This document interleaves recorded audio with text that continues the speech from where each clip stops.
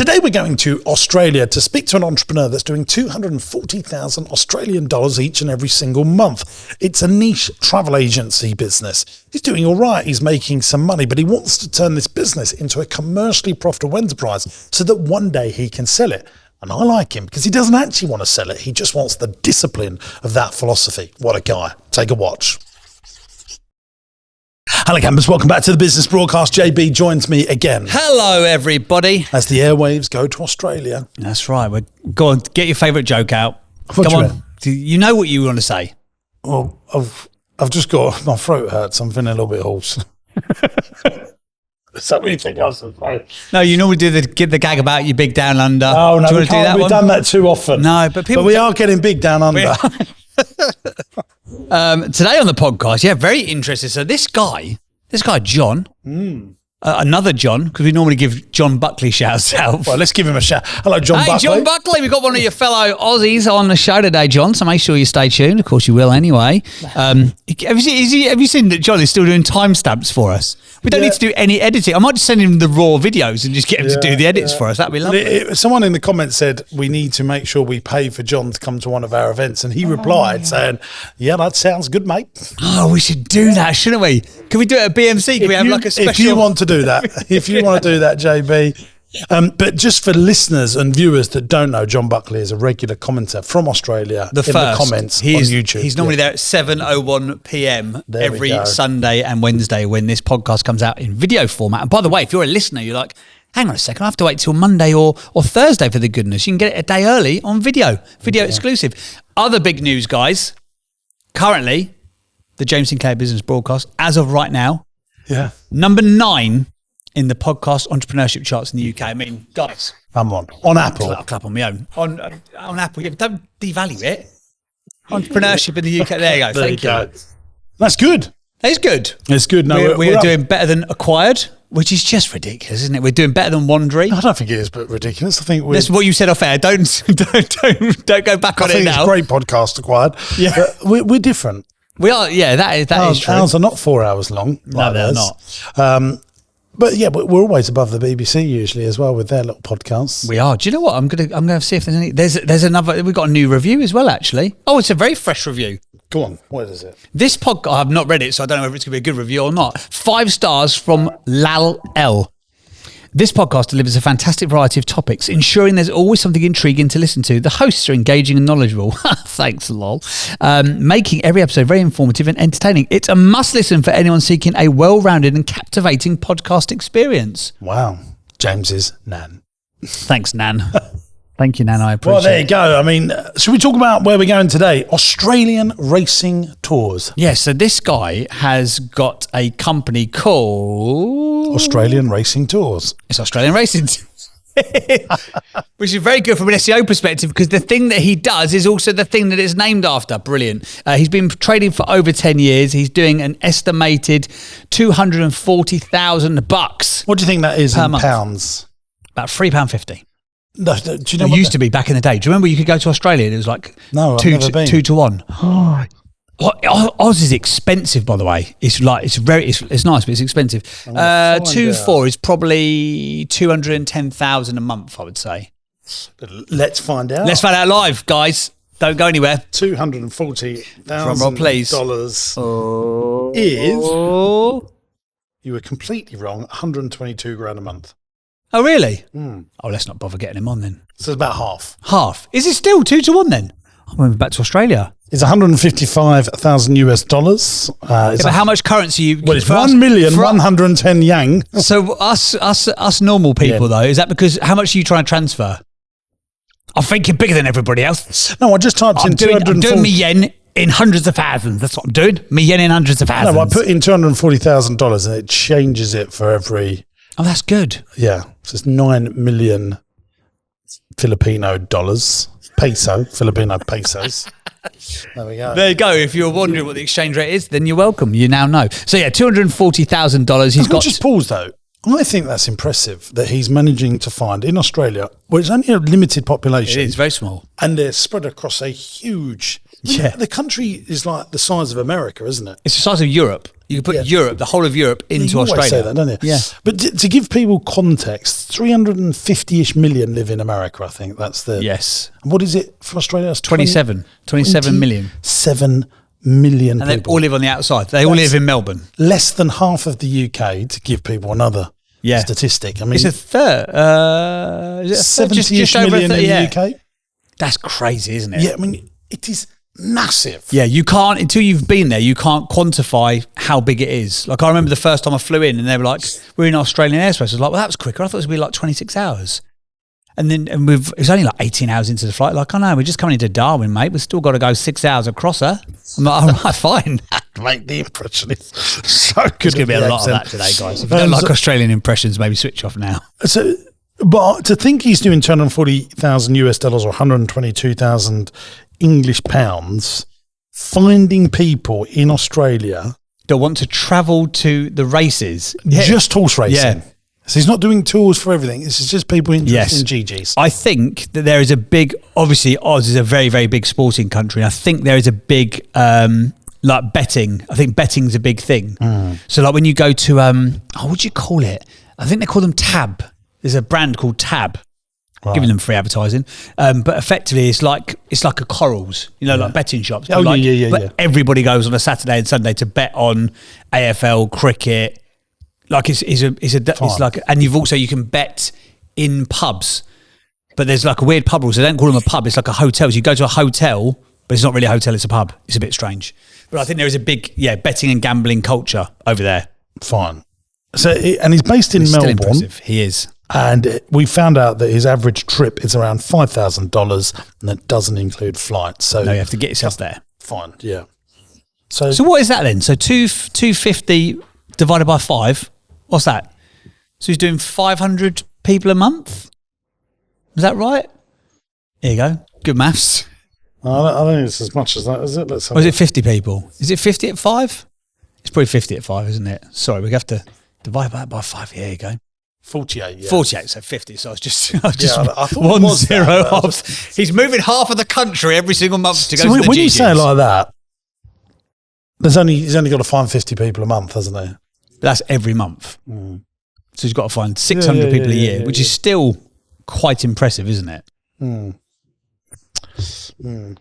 It's interesting how to, he asked us in the pre-chat that, he's got some other questions, but my big question is, how do we turn this into a saleable business? Yeah, he said since he's been consuming your content, he's realised that what he has at the moment isn't currently saleable, which goes on to his challenges. Actually, his biggest challenge is we've hit a bit of a ceiling in Australia with the number of tours and events, and how do I keep it growing, which comes back to almost the population point. The second one, which we didn't know, guys, by the way, we don't prefabricate this, which you might have guessed already. Challenge number 2, business has no assets except for our customer database. So what you talk about in terms of like saleable assets, there's nothing there. You've effectively got the job, which he loves doing. So that's fine, I guess, to a certain extent. And his third biggest challenge, he reckons he needs to rebrand if we're going to expand, which I guess if he's going to go for other geographical areas, that kind of makes a lot of sense. It's a really interesting business, this, isn't it? There's something, he's listening in the wings, but sometimes you look at your business, you have to tweak the model to make it saleable. And I think now back to when I started Indoor Play Centre. So, I was a kids entertainer and magician. We had an entertainment agency. It seemed like the next step to do. But I realised there wasn't a big queue of people wanting to buy leisure, family, entertainment centre businesses. When did you realise that? Probably 2 years in. And were you bothered that there wasn't people to... Yeah, I was, very seriously. But you weren't to start with, because you were like, this is just the next step of the evolution of... I don't know, I must have read it in a book or listened to it somewhere that...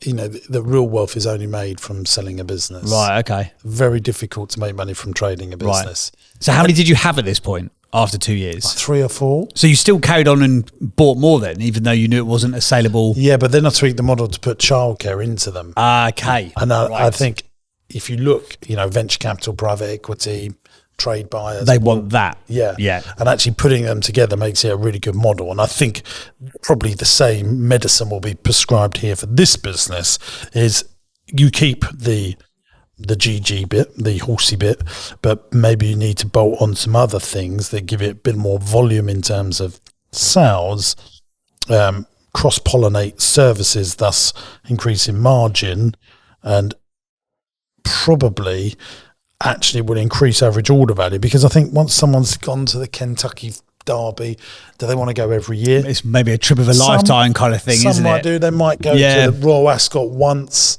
But actually, if they've really had a great service from you, they're prime people ready to buy something else from you. And I would probably go and buy a travel agent's business that would give you more opportunity to scale this up by cross-pollinating services and probably saving you money on your original business, because they might be able to get access to better hotel discounts and whatever. Interesting. Well, we will find out very shortly. We always ask our guests, where do you want to be in 1 year? He said, I want to be looking at adding another business to my stable. Great horse pun for growth. So maybe that ties into what you were just saying there. What does a business look like when it's finished? A larger travel business. There, here you go. A larger travel business turning over 10 million plus and making $1 million of profit. Do you make the profit you want to make? If so, what is it? He says, no, he's making about $150,000, which is what, 5% net? Pretty regular, isn't it? Yep. It is, isn't it? Yeah. It's always about between 5 and 10. If you're doing more than 10%. That goes back to that original point. Like, trading businesses it's very difficult to extract cash out, because if you make a big load of money and you're an entrepreneur, you got that money and think, well, I'm going to use that to keep growing the business. And so you never actually have anything for yourself, and then you die. Thanks for listening, guys.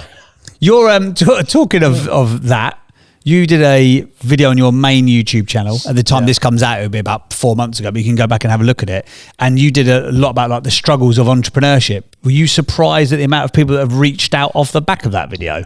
Well, actually, you talk about like how difficult it actually is, and why do you keep going, and how do you keep going on those tough days? Yeah, well, that was on the back of the James Sinclair letter. So I wrote a letter.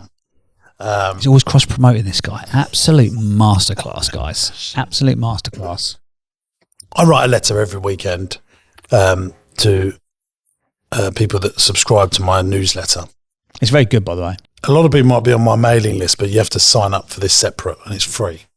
And did you not send it to your normal mailing list? No. Oh, no. Have you sent them like the opportunity to? It's exclusive. It's exclusive. You have to sign up separately for it, because we're so impressed with our open rate. We don't want to muddy the water.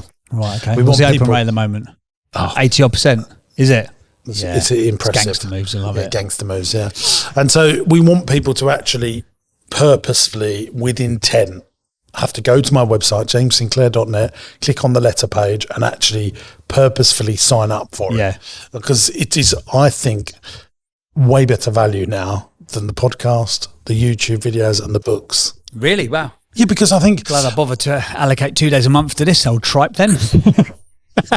No, I think these... I get what you're saying. Because of the amount of thought that I put in on my own to put it together. What's your little habit? Do you go and sit at Rossi on a Saturday afternoon?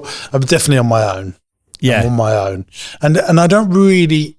I think of the subjects that I want to write about. That I send you on Saturday morning. But then I usually change it. Oh, really? Yeah, I mean, you sent me a list of things that you think I should put in the letter. I haven't touched one. No, I haven't touched any of them yet. Because I like to try and think about something that's happened that week. Yeah, okay, fine. Because all of the things that you sent me about, they come up in here on the pod. They come up on YouTube. And whilst they will be sprinkled in, they will be seasoned in to the James Sinclair letter. I think it's a real window into what's happening on a weekly basis. And the last two have been close to depression, I think, in terms of reading. But I think... that was just very real, though. Yes, I think a metaphorical hug for the entrepreneur that's reading it, because it is so difficult. It is so tough. And I did say in the video and in the letter that you do go through these roller coaster of emotions the more you do. So, you're constantly trying to bring in cash flow, you've got a deal or a contract over the line, and then the next day something bad happens. And it's how good you are at managing those bad days. So I think the good days are rarer than the bad days, actually. Yeah, they probably are, to be fair, aren't they? That's depressing, isn't it? Yeah.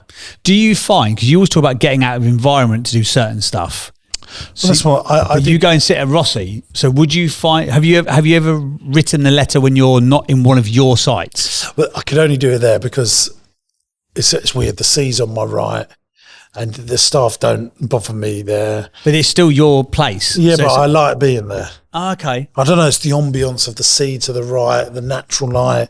It can just sort me right out. Yeah, it's another great cross promotion there for Rossi Parlour, guys. I see so many people that follow us and listen to the pod and watch the pod. Do people stop you? Yeah, more than ever. Really? Yeah. They're the ones that disturb me, and I tell them I'm writing the letter for you guys. Yeah, people all the time now. I wonder what would happen if you went somewhere that's not yours.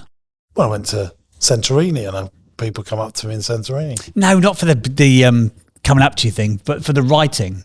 I wonder if you're actually properly out of environment. If we are coming up with ideas for videos, we definitely we go to a coffee shop down the road from here that's not mine, and I find we have really good conversations there. Okay.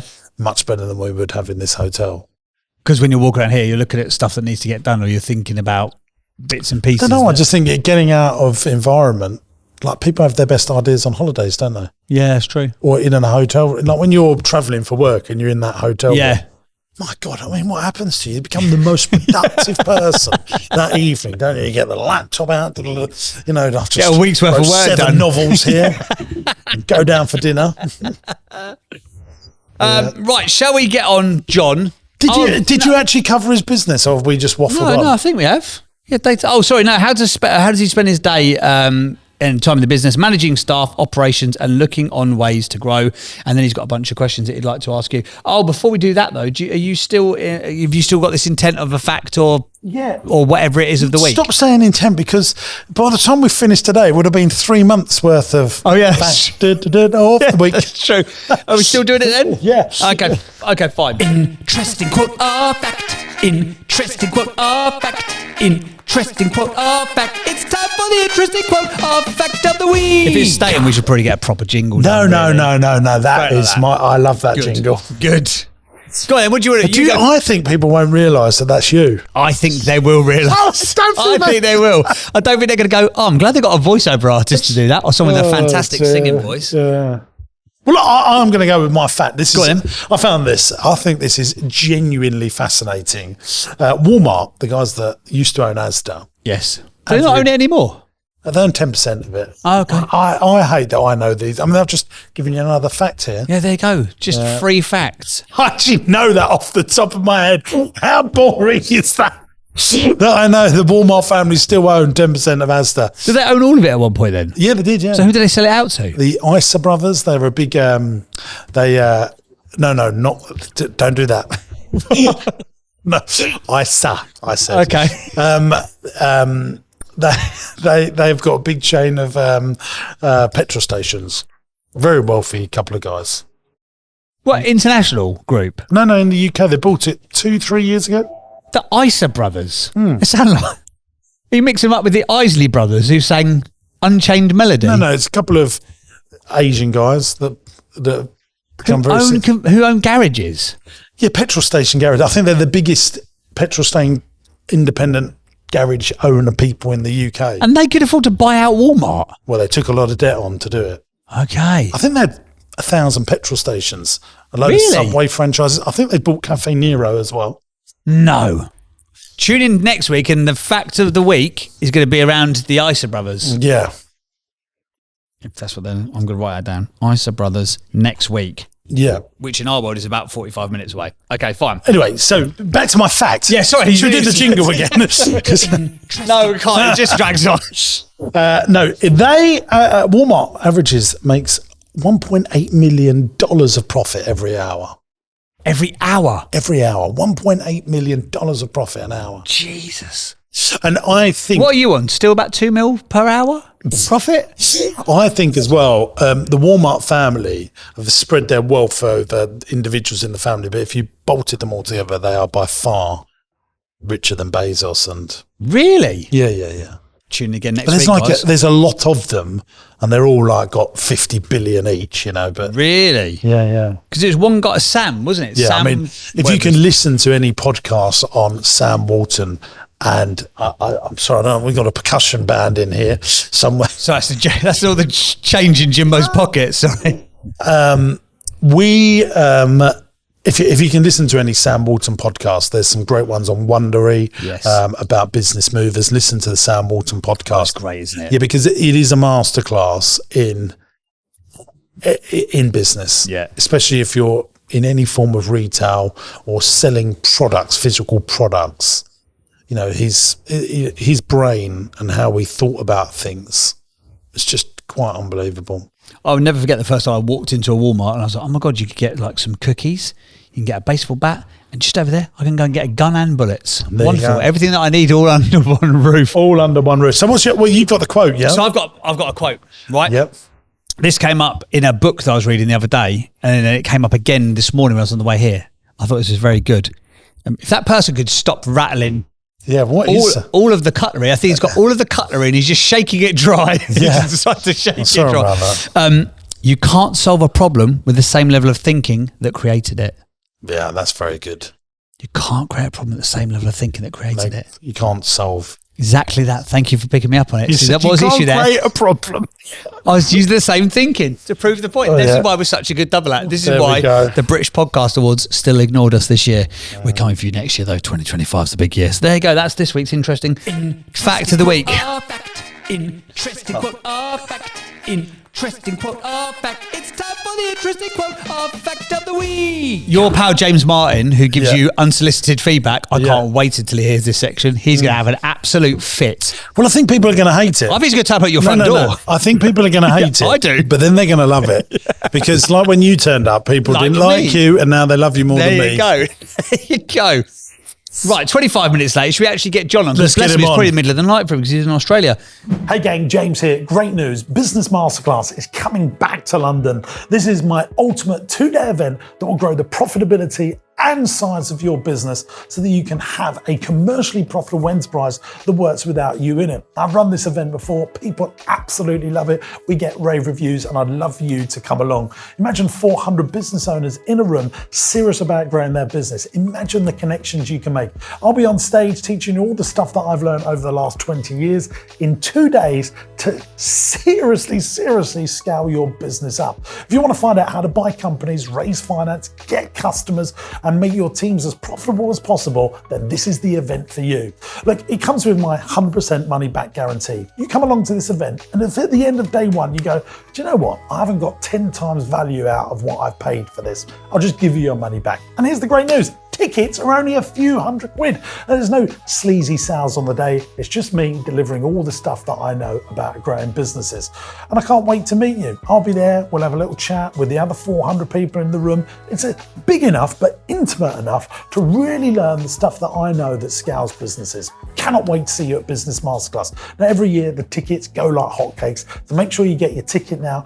The tickets are £299 as we're making this video, but they grow in value depending on how late you leave it. So get your tickets now before the price goes up. And I'll see you at Business Masterclass to grow your business.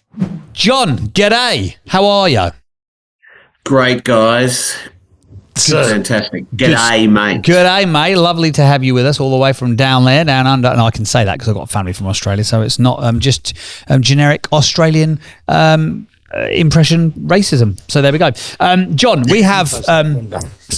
Sorry, John, I don't know if you can hear this in the background, but we've found R2D2 has gone rusty, but is still trying to do a workout, I think it sounds like in the background.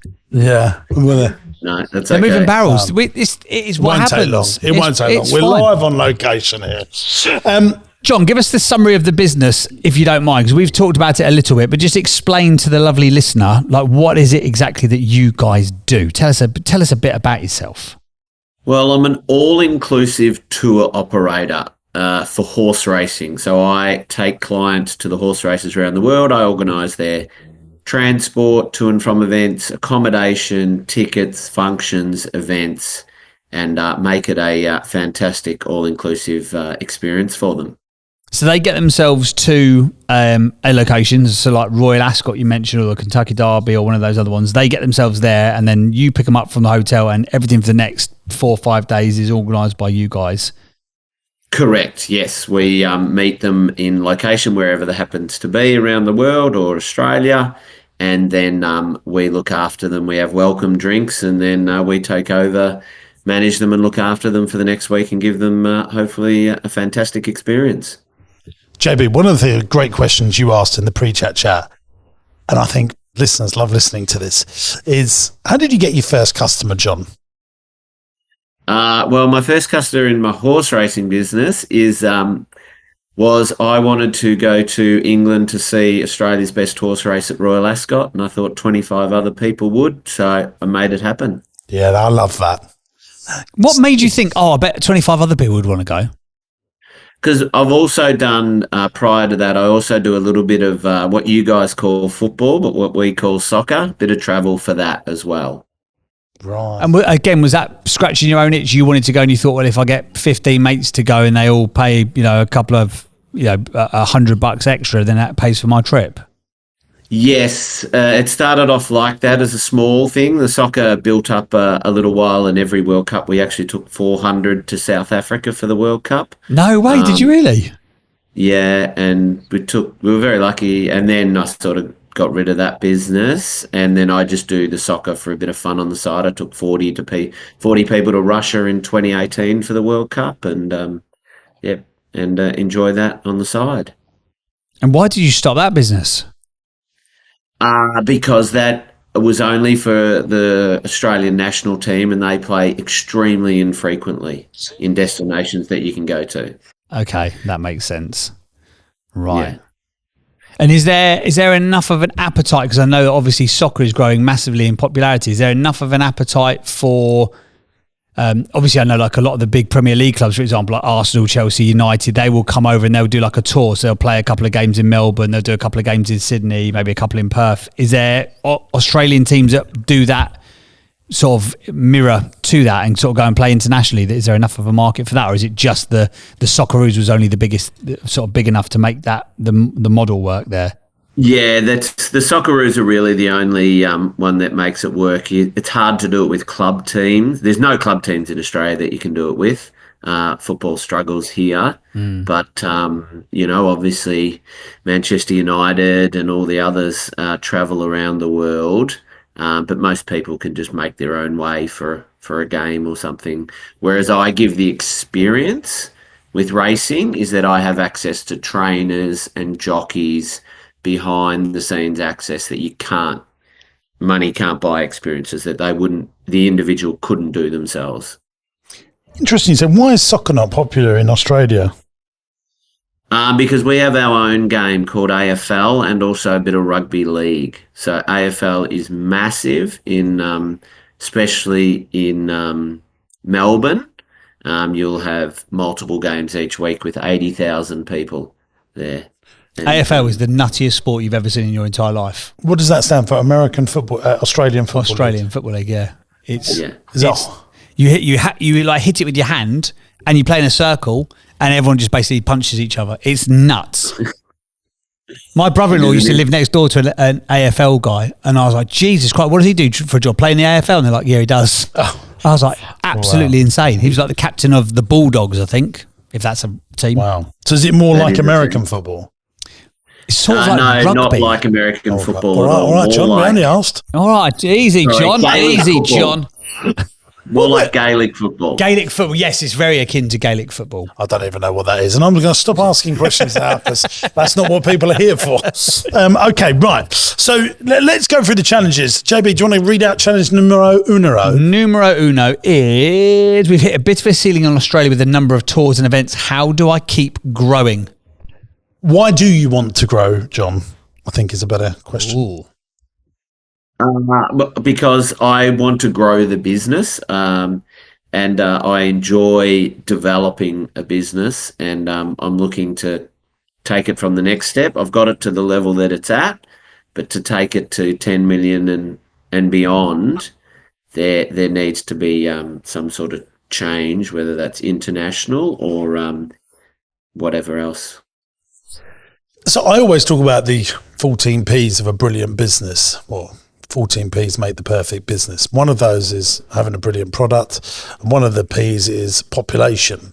And is there a big enough population that want your thing for the desires of the revenues and the profitability that you want? One of the P's is it profitable? And I think, yes, you've answered, it can be profitable. And I reckon you could put the prices up in these niche businesses, another $500, and I think people would pay them because it's a niche. But is there enough people out of the 27 million people that live in Australia? And if we, you're whittling it down, aren't you? There's 50 people buying from you each month at the moment. You've probably got a big chunk of the market share that can afford to do this as well. And I think that's something else you need to mention. So how do you grow it? That is a challenge. It is right. My clientele are very specific clientele, 60 plus, semi-retired with cash. And there are a lot of them who love racing, but I am the biggest player in Australia and dominate the market to a degree. So there is room for some growth, but not a whole heap left. I think the good news is, if you're looking at population demographics, that cohort, the 60 plus, are the fastest growing demographic in Europe and in the UK, and I'm guessing similar in America and Australia as well.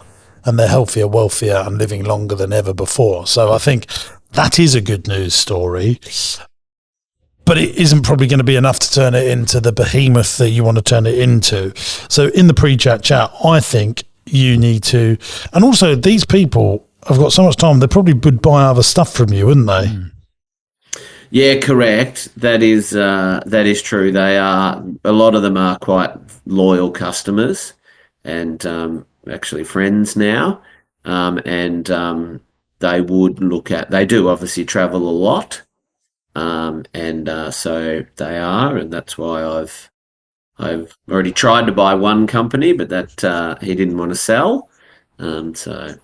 But you could, set up a safari tour business, couldn't you? Oh, you went on our Kentucky Tory thing. You did a Kentucky Tory? Kentucky Derby Day or whatever it is. We're doing a safari tour around Africa, blah, blah, blah. And this is the itinerary. And I think a salesperson on the phone just going over your previous customers saying, look, would you like to go on the waiting list for this once we've got details, and just see if they've got an intent for the waiting list, and then once they've done that, a trip around Alaska, and I think that can be a very, very good business. I know some luxury travel agents here in London, and they can make some very good money, and they've got very loyal customers that are literally, they're waiting for that call for for you or the equivalent company to call them and say, look, you've spent this with us. I mean, it's just so good. It's so good. You've got like a Rolex business. People that buy Rolexes often go on to buy more Rolexes, but you've just created one model, and one is somehow, in many ways, the worst number in business. One location, one sport, one key lieutenant, one revenue stream, one product, one form of marketing, and I think if you could pepper in some other products to sell them, I think you'll find that they will buy from you. Yeah, that is something that I think is the next stage, is to bring in a travel agent and add that bow to the business. Yeah, I mean you'll find travel agents for sale, they'll be rubbish, but if they've got connections with the airlines and that all that work's being done, connections with the hotels and all that work's being done, the connections with discounts, because they're a travel agent and all that work's been done, and they've got half the stuff there, and then you just salt and pepper it with your entrepreneurial flair. I think you'll have a great business. What's just so amazing about your business is a niche that can now broaden up, very similar to what happened with Amazon. 1994, just selling books, and now they've become the everything store. And they've done that on the back of selling into a niche. And you find this a lot with businesses that start out in a niche area, dominate a market, and they have such loyal customers that they can then sell them other stuff. It's such a brilliant position you're in. Yeah, that is true. The niche, my customers are fantastic, and it is it's a great, as you say, And you can riches do in it. niches. And you can do it on waiting lists. That's what I just love about it. You can say, look, we're doing. I'm using the safari analogy. We're doing a safari analogy. A safari trip. It's going to be June 2026. Would you like to go on the waiting list for more details? And if you get 200 people on that waiting list, they're giving you a signal and intent to buy, and then you just close them. Yeah, correct. We do registrations of interest. We actually, speaking of that, we did actually go to South Africa and do a safari trip, including the races. So those are the things that we look at. We are to expand and do, but outside of racing, our clients actually, some of them do say, I don't want to go on a crappy group tour, because other group tours they've been on, they really enjoy that they have something in common to talk to people within racing. But I think your niche will be that a lot of them will go with you because there is a connection to racing somehow, isn't there? By the people. Yeah. But also, look, I know they might say that, but at the end of the day, if you want to get to $10 million of sales and you want to sell the business, you're going to have to broaden out at some point. Keep the niche part, but you might get different customers, but your niche customers will give you the volume. And some of them say that, not all of them will do that. I mean, if you've done a top, because these are people that can spend money and they might want the better quality trip around Tuscany, and there's loads of horsey stuff around Tuscany and stuff, I believe, isn't there? Or they might want the south of France trip that's luxury, that's not like going on a package cruise holiday trip, tiki tour, for older people, that's not just full of naff buffets. You could actually do it in a way that does have some je ne sais quoi to it. So when you're talking, Jimbo, you're saying about be niche then go broad. When you're going broader, are you still saying to stay within a specialism, so like luxury niche travel? So you're not saying like become Thomas Cook 2.0, you're saying become Abercrombie and Kent, for example, which is like a very niche high-end luxury. You're going to have 5,000 customers, not 500,000 customers. 5,000 customers, they're all going to be 60 plus, they're all going to be millionaires, low millionaires, and maybe some 10, 20 millionaire people, but they're going to have pension income of $120,000 plus per year, mortgages paid off.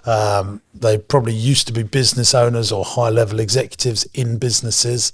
They're woofties. They're well off over 50s.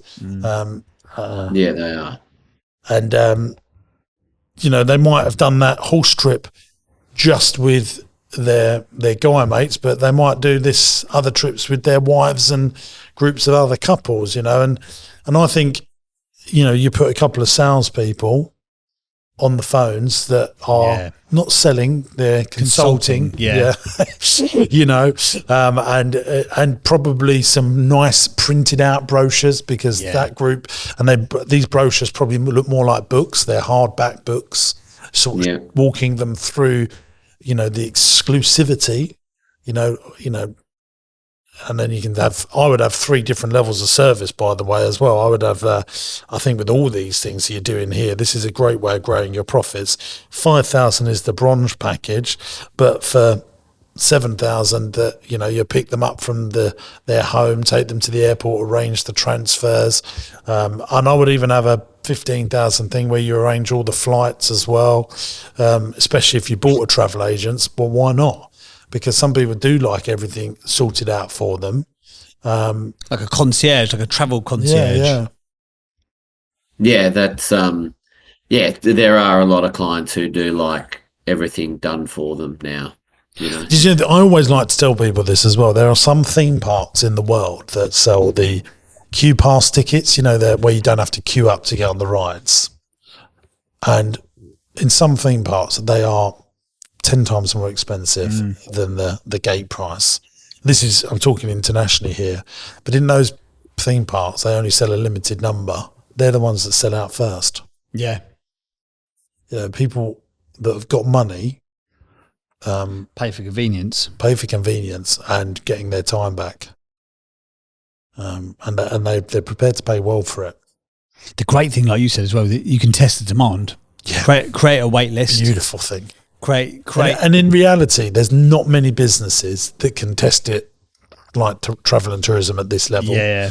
People might say, "Oh, I want to build a swimming pool in my back garden." Yeah, I'll go on the waiting list, but come on. Yeah. It's not the same as it is. Or if it's like going to see Taylor Swift, I'll go on the waiting list. There's very few things where you can really test if it's real.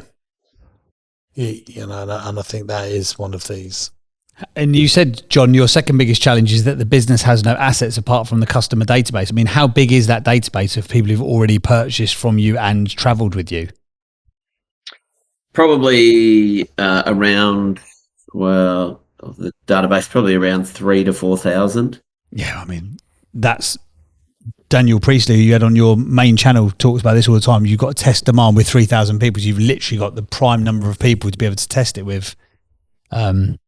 Yeah, that'd be a great idea.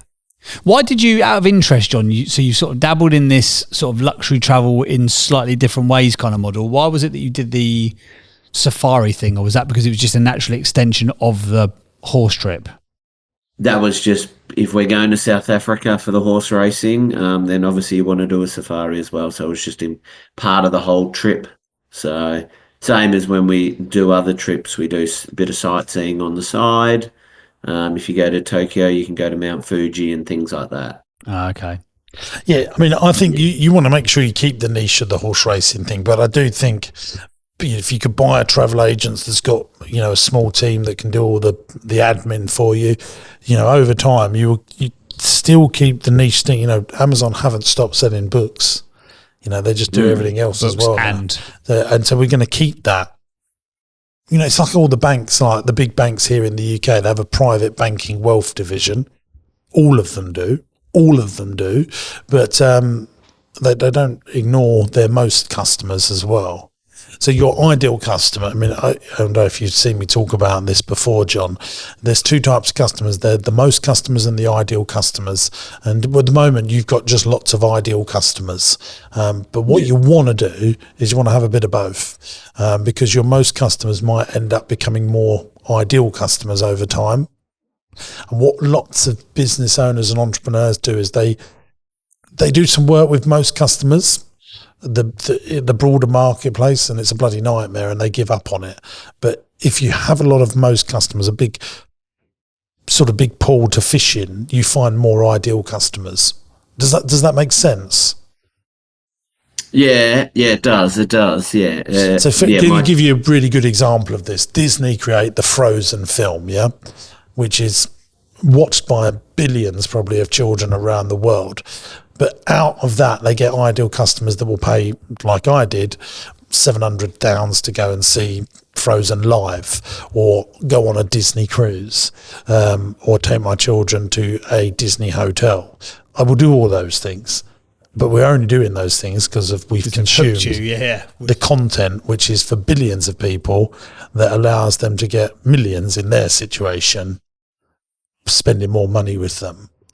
So what you've got is you've got the people already committed to go and see in the West End Theatre show at £200 a ticket rather than just paying for Disney Plus. But actually what we want is a few Disney Plus customers in your analogy, so that you can go fishing for more ideal customers if you want to sell this business like you said you did at the top of the show. I don't necessarily want to sell it. I just want it, as you always say, make a business. Yeah. It's got to have some value, and at the moment it has no assets. So I mean, the other option though, John, and I don't tire of telling this to people as well, is you could probably keep what you've got and turn it into a business that spins you off $400,000-$500,000 of profit each year by being more efficient and just growing it a little bit more organically, and not doing some of the broader stuff, and then you take that money and you invest it, put it into some index funds, and maybe buy some property, some commercial property, and rent it out and build your wealth that way. That is also a really good solution for lots of people. It's not for everyone to want to go and build a monster like I'm doing. No, I understand that. That is another avenue to go down, is just to grow it incrementally and then just siphon it off and invest and do that. Because I've got cash sitting there to use. Now I wanted to buy and add another thing to it, but maybe. But if you've got cash, look, my view is, if you're going to go and buy other businesses, don't use your cash for that. Try and be as creative as possible buying businesses, i.e. use the cash flow of the acquiring business to pay the vendor off. And then if you've got proper hard capital, that should be going into slow pound assets. And for me, that would be commercial property. I think that's the route that you should go down, because I think you can be using banks' money to buy businesses, maybe with a little bit of your own money, or you can use the actual acquiring business and the cash flow of the business to buy the business, and you use your cash to put into bricks and mortar, or stuff that's going to give you immediate returns. That's what I wasn't going to obviously use all the cash, but that is correct. I do need to start investing it, otherwise it's just going to sit there wasting away. Your third challenge as well, John, was in terms of the brand or the rebrand of this. If you're going to scale this up, what are your challenges with that, would you say? Oh no, it's a strong brand, and I've created it over years, and in the industry it's well known, but how do you then change the brand per se, or make another brand and cross-sell and all that sort of stuff? Yeah, so I think personally you keep this one separate. Yeah, I agree. And then you sort of, as Jimbo said, then you broaden out. So maybe there's a play on the ART. Maybe you could do something else with that. But obviously you've got a great brand, you've got a good reputation. I think your website could be working a bit harder for you, just looking at just your Australian Racing Tours one, like grabbing people's data with a pop-up as soon as people land. I'm not seeing anything like that. There's a subscribe button down the bottom and stuff, but it's not front and center. Then if I do want to register interest, I have to be sort of very willing to register interest in one particular thing, or you do say at the bottom, can I help you with your other travel arrangements? I think that could work a bit harder for you. The brand of it, I wouldn't say is super luxury. I think some video on here would make it much more engaging potentially. The breakdowns of your trips seem good, and then when you go into the actual sub pages off the back of it, there's a good level of detail on there as well. Again, could you use video to explain that a little bit more? But again, we are just starting to we do have some video, but now we are properly looking at creating much better content and just putting out highlights videos. Can I just say as well though, and I know everyone, JB will agree with it, people worry about branding way more than they need to. Yeah. Like, do the work, and then if you get some trust, that's the ultimate brand. Yeah. We want the design and the look and feel to be lovely, but really your relationship business, and your customers will care more that they can pick up the phone and talk to someone, that if they send an email they will get a reply. All of everything JB has said, I'm not discounting. I absolutely agree with it, but I think we all worry a bit too much about that. I really do. I think people will still book with you if they're not. And I reckon lots of your customers, if they've booked with you and spent £25,000-30,000 with you in the past, they're not going to be going on your website. They're going to be picking up the old trombone and saying, "Can I give you some money, please?" Yeah. The funny thing is they actually do still go on the website, which really drives me insane, because they still fill out the register interest form, and I go, just send me a text message or email me. Like, I just saw you 2 weeks ago. But they are filling that out because they know what you are, but they're not going on the website cold. They know who you are. They're not going, I'm not sure I like this logo. This is not fashion. No. This is, this trust has already been built. And if you think, just thinking about banking is a great example of this. You know, you don't change banks if they change their logo. You know, just it's where you've got trust, and I think branding is important. Obviously, it is. If you ask Nike and Apple, they'll tell you it is. But they are massive, billion-dollar, massive behemoths. You know, I think the work and deciding where you want to go first, and that's just because I think a lot of people worry. I wasn't too concerned about the name of Australian Racing Tours or the look and feel. It was more, how do I change the shape of the business so it's also got, because the title, as you said, the title is the business. How do we change the business and also the name of the business? Yeah. Well, I think ART is a art travel, lovely. Yeah, works quite nicely, doesn't it? Yeah. But I just, I think people worry about that, and it's don't worry about it. That's all I'm saying. This is one of the things. You've got customers, and that's what most people want. And you've talked about this a load of times, Jimbo, where people try and focus on getting more customers, which obviously you should do as well. Absolutely. But equally, you've got great customers already. Can you sell them more stuff? Yeah. And the answer here is yes. Yeah. Because it's not people that spend $10, $20, $30 with you. They've spent thousands with you. And usually when people spend thousands with a bank, with an insurance company, with a supplier, the relationship is usually much stronger, whatever it is. Yeah, no, we have clients who do 3, 4, 5 trips a year. Amazing. And yeah. So, I mean, if you think what the three pillars of a great customer-based business is: average customer value, average transactional value, average lifetime value. So he's ticking the boxes on all of it, isn't it? Well, $5,000 average customer value is amazing. I would have guessed they was only transacting with you once a year, but what is the average? The average a year, it would be most people would be once a year, but we do have quite a number who are multiple times a year. So I think you should actually go and work that out. Get all your customers, 4,000, divide them by how many trips, and if it's 4,300, that's 1 point, whatever it is. Yeah. Because the metric that you want to be working on a business is how do you increase the transactional value? Because for you, just those little percentage points are such massive numbers on an average customer value. And then the lifetime value, how many years do they stick around and buy from you? If they've spent 10 trips with you over 10 years, you could say, well, each customer is worth £50,000 to us on lifetime value. I mean, I'm making these numbers up. I don't know exactly what they are, but it's worth, really, because that, when you're going to sell a business, and if you're looking at that as a metric to building great wealth, knowing your average lifetime value, how often people actually transact with you and what the average customer value is. And if you can get all those three metrics high, wow. There's the company that have done it better than everyone is Apple. I mean, they have huge transactional value. People are transacting with them more than once a year.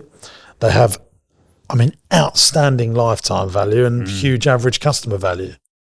I mean, I shudder to think how much I've given Apple in the last 20 years. Oh, yeah. I mean, like buying a property level of cash.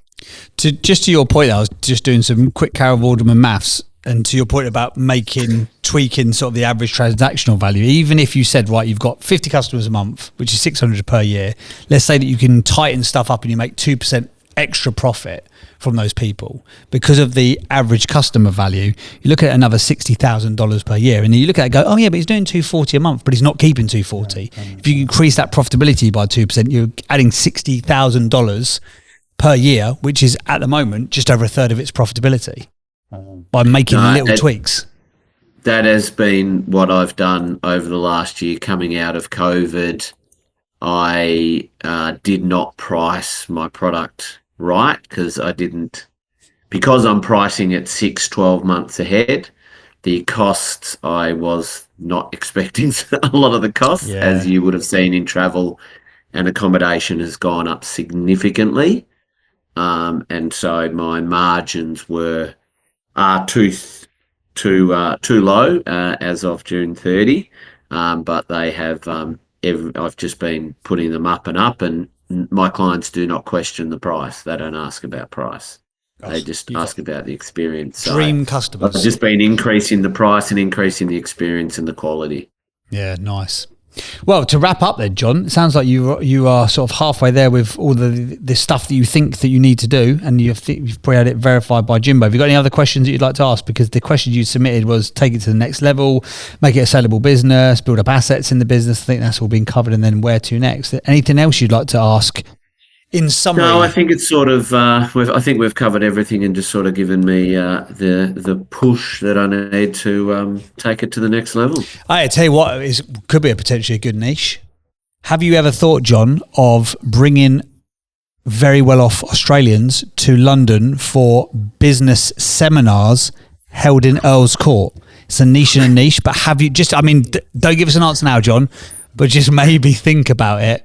Because business masterclass with James Sinclair. I stayed in Earl's Court not long ago. Okay, fine.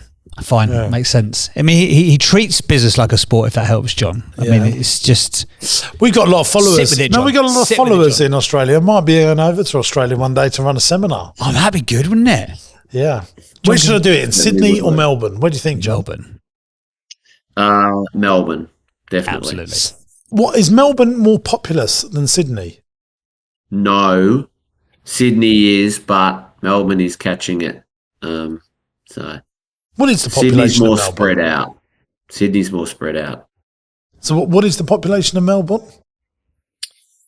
Probably about 4 million. Depends what you classify for. 5 million. Wow, Yeah. it's quite big.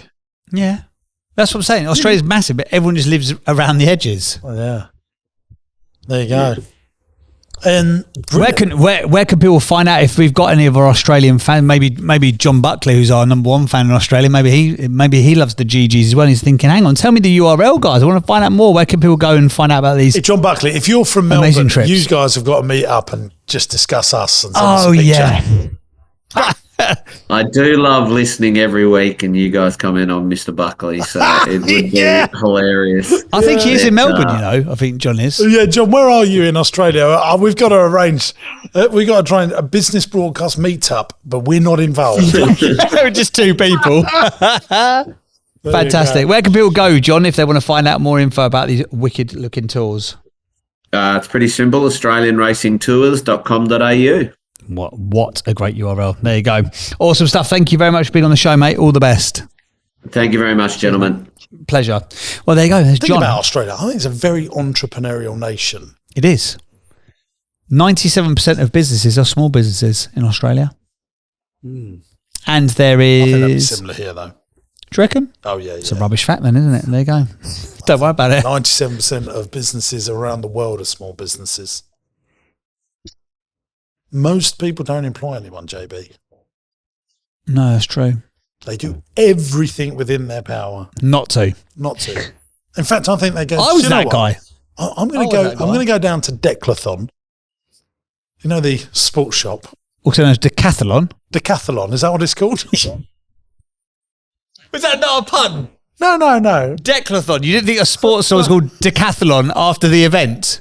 The multiple sporting endeavour event. I've never heard. What is that? Are you kidding? I have no idea what you're talking about. 10 events. 10 events. Decathlon. Long what is it jump, called again? pole vault. Don't get me talking about pole vault today. What is it called again? Decathlon. Oh my God, this is brilliant. Decathlon. So they go down to Decathlon and they buy a big rucksack, and then they go down to Travis Perkins, which is a builder's merchant, buy some bricks, fill up their rucksack with bricks, and then go, I'm going to go and climb Mount Ushfist rather than employ someone. That's how I think they think. It might do, to be fair. Judge has got his hand up like he's at school. Globally, 90% have been with small businesses. There we go. We should be miking up, Chuds. In the UK, it's 99. No, is it? Wow. So 99% of people are micro businesses. They don't want to employ anyone. They don't want to take any risks. They want to stay low barrier to entry. And I get it because it's so bloody hard. And they'll know people, and governments don't make it. Do you know what? I honestly think it's governments that are making people not employ people. Yeah, it's difficult, isn't it? Then they go, we're going to... Sorry, I was about to get political. About to go on a rant. But I think that's part of the reason. They're getting all of these rules and regulations, and I think, I just want to employ someone. This is too difficult. How much easier was it to employ someone 20 years ago when you started? It's very easy to employ someone. It's still easy to employ someone. Okay. It's just the rules and regulations once you employ them. Right. And if good people will always do good in life. There's a few nasty people, but what happens is a few nasty employers tar all the good employers with a bad brush, and so the government put all these rules in and everyone gets punished for a few nasty people, and it's wrong. And it's going to start backfiring, I believe that. Do you? Yeah, because the world's becoming a smaller place, isn't it? So then people just go, do you know what, stuff this, I'm going to go and set up a business in Singapore. In Dubai. Or Dubai or Portugal. You are seeing it as well, aren't you? A lot of Or even Italy. Like Italy are saying, welcome entrepreneurs. Really? We are changing the tax codes and the rules, and entrepreneurs and millionaires so the really high rate of millionaires have gone into Italy. I don't want to panic you. Chuddy's going there on holiday. Do you think he's actually doing corporate espionage? I'm going there as well. He's going to find out the Italian version of James Sinclair to be his videographer. Grazie, signor. James Sinclair. Average transactional value. Before we go anywhere, we've got to rate John. Yeah, we've got to rate John. Him. Don't forget that. I know that's not your favourite bit of the show anymore because you've created a feature that's really difficult to do, but here's the 8 traits of the greats. Well, actually, we're doing 9 today. Of course we are. Why would we not? It's an oldie but a goodie. 9 traits of the great entrepreneurs. That rhymes beautifully, doesn't it? Number 1. Are you Australian? Tick, give him a point. Right, 8 traits of great entrepreneurs. Number 1, starting with the end in mind. I think he does know what he wants to. He does now. Yeah. He didn't start with it, but he is now. We give him 1 for that. Why not? Passionate about their course. He doesn't. He loves that. Of course. There's one thing he See what I likes. did there? Of course, very good. There's no we hurdle didn't too do big for him to any- get over this business. What do you think the horses think about doing all this? I don't know. What do you think they think? I think they think. I can never do it. Yeah, I can never do it. Because I laugh, but you're in a go. That's it. Here we go. That's enough. I start laughing, so I only ever get a psst. But you have to get there for untold amounts of resilience. Has he been tried? Well, he's ran a travel business through COVID, so he probably has. We didn't ask. Give him half a point. Come on. You've given half a point for less. Jesus. There must Last be week you're giving out relationships like with people. sweeties. He must be doing that. Oh, yeah, clearly. Commercial awareness. Well, he knew his numbers-ish, didn't he? I love it when you do that. Half. They innovate so they don't evaporate. I think he's starting to do that, isn't he? He's looking not Master marketeer. No. Stay He teachable doesn't and bloody need curious. to, though. He's got all these people just want to give him cash. Lovely. It's teachable and curious, yeah. He's come out with a 6. Has he really? John from Down Under. John, I tell you what, it's not to be sniffed at, that is. You have absolutely taken the hurdles of business and gone with it. You've galloped across the finishing line of entrepreneurship. You've saddled it up and you've ridden that business all the way to success. I've got no more He's a analogy. jockey of entrepreneurship. I'll tell you that. 6 out of 8. That's not bad, That is it? doesn't happen very often. It doesn't. Do you know what? That is The a good guests are business, getting though, isn't better and better and better. They are. They are. Right, we'll see you again on the next one. If you have enjoyed this episode, please feel free to rate and review. And by the way, we love it when people leave comments on YouTube and Subscribe. And if you have got a travel business or you've got an idea for a niche that John could go into, put it in the comments. Also, you can now leave comments on Spotify. Did you know that? No, I didn't know that. But I did know that we are rising on listens on Spotify. Yeah. And Apple are losing their dominance. Do you know who listens to Spotify? Who? Younger people.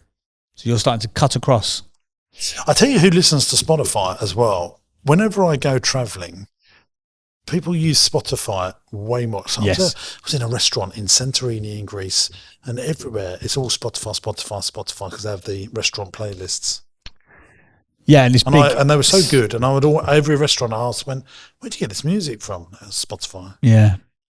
I asked at least 5 times while I was there. Mainland Europe is generally a Spotify platform. Yeah. I think maybe because it's Swedish. There you go. Who knows? Anyway, wherever you are listening, we appreciate you massively. Give us 5 stars and leave us a review, and maybe we'll give you a shout out on an upcoming podcast. Thanks for watching, gang. Ta-da! Thanks for watching today, gang. I hope you enjoyed the show. Now, look, we're looking for some great businesses to come on the podcast. If you've got challenges, but you're desperate to grow your business and you can't necessarily work out how to do it on your own, you'll be a perfect candidate to come here on the podcast.